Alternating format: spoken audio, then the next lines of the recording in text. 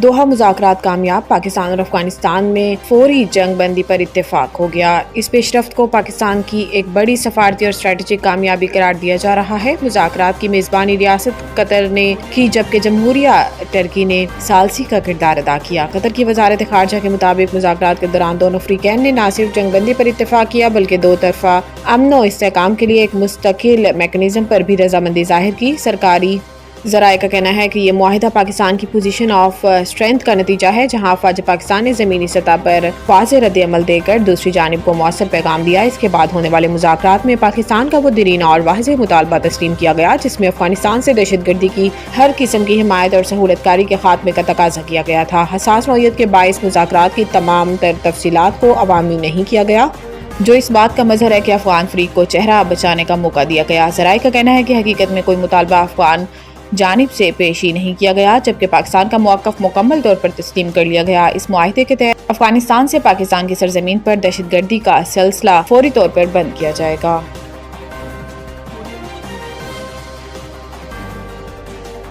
1.2 अरब dollar की अगली IMF किस्त दिसंबर तक मिलने की तवक्को है। वजीर खजाना मोहम्मद औरंगजेब दौरा अमेरिका पर हैं, जहां इन्होंने 20 वजारती इजलास में शिरकत की और लॉस एंड डैमेज फंड को फौरी तौर पर फाल करने पर जोर दिया। वजीर खजाना की इंटरनेशनल फाइनेंस कॉरपोरेशन के मैनेजिंग डायरेक्टर मुख्तार डेविड से मुलाकात हुई, जिस दौरान वजीर खजाना ने उम्मीद जाहिर की है कि एक्सिम बैंक जल्द रिकॉर्डिंग मंसूबे में शमूलियत इख्तियार करेगा। मोहम्मद औरंगजेब की JP मॉर्गन के सीनियर इंतजामी वफ़द से भी मुलाकात हुई, जिस दौरान दो तरफा शराकतदारी को मजीद फरोग देने की जरूरत पर जोर दिया गया। वाशिंगटन में प्रेस कॉन्फ्रेंस करते हुए वजीर खजाना मोहम्मद औरंगजेब ने कहा कि IMF एग्जीक्यूटिव बोर्ड जल्द इजलास में मुआहिदे की मंजूरी देगा और पाकिस्तान को 31 दिसंबर तक IMF से 1.2 अरब डॉलर की किस्त मिलने की तवक्को है। इन्होंने कहा कि IMF पाकिस्तान पर कौमी मफाद के खिलाफ कोई शर्त आयद नहीं कर सकता। IMF प्रोग्राम के तहत की गई इस्लाहात ने मईशत को मुस्तहकम किया और अब तक तमाम इस्लाहात पाकिस्तान की अपनी मईशत तरजीहात के मुताबिक हैं।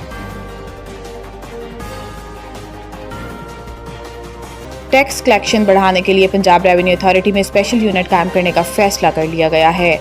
वज़ीर आला पंजाब मरियम नवाज शरीफ की ज़ेर सदारत रेवेन्यू कलेक्शन से मुतल्लिक इजलास हुआ, जिसमें पंजाब रेवेन्यू अथॉरिटी में स्पेशल यूनिट कायम करने का फैसला किया गया। PRA स्पेशल यूनिट में factorial tax consultant, legal expert और डाटा एनालिसिस शामिल होंगे। इजलास में पंजाब रेवेन्यू अथॉरिटी का दायरा कार 30 अजला तक बढ़ाने का फैसला किया गया है और अथॉरिटी में 130 इन्फोर्समेंट ऑफिसर्स की भर्ती की असूली मंजूरी दी गई है। वज़ीर आला पंजाब मरियम नवाज शरीफ ने इजला तक रेवेन्यू अथॉरिटी की तोसी के लिए 30 अक्टूबर तक की डेडलाइन मुकर्रर की है। पंजाब में रेवेन्यू बढ़ाने के लिए 19 नए सेक्टर शामिल करने का भी जायजा लिया गया है। इजलास में रेवेन्यू अथॉरिटी से मुतालिक इजाफी जिम्मेदारियां ADCG को तफवीज करने की हदायत की गई है। PRA ने टैक्स दहिंदगान के लिए सहूलत ऐप भी मुतारिफ करा दी है। वज़ीर आला पंजाब मरियम नवाज शरीफ ने टैक्स रेवेन्यू में शफाफियत यकीनी बनाने की हदायत करते हुए कहा कि ईमानदारी से टैक्स अदा करने वालों को परेशान न किया जाए, नए सेक्टर मुतारिफ कराए जाएं।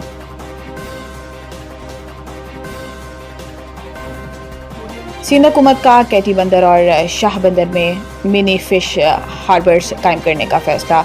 कराची सिंध हुकूमत ने कैटी बंदर और शाह बंदर में मिनी फिश हार्बर्स कायम करने का फैसला किया है। वज़ीर आला सिंध मुराद अली शाह से वज़ीर माहीगिरी मोहम्मद अली मलकानी और सेक्रेटरी माहीगिरी की मुलाकात हुई, जिस दौरान कैटी बंदर और शाह बंदर में मिनी फिश हार्बर्स कायम करने का फैसला किया गया है। वज़ीर आला ने कहा कि कैटी बंदर और शाह बंदर माजी में अहम कुदरती बंदरगाहें रही हैं, मंसूबों से माली इस्तेहकाम और बेहतर रोजगार हासिल कर सकेंगे। मुराद अली शाह ने कहा कि दोनों इजला शहर के करीब और मोटरवे और नेशनल हाईवे से मुंसलिक हैं। मंसूबा सिंध के माहौलियाती तौर पर मुस्तहकम और पायदार तरक्याती विजन का हिस्सा है। वज़ीर आला सिंध ने कहा कि पहले मरहले में मिनी फिश हार्बर्स और दूसरे मरहले में मुकम्मल बंदरगाहें होंगी।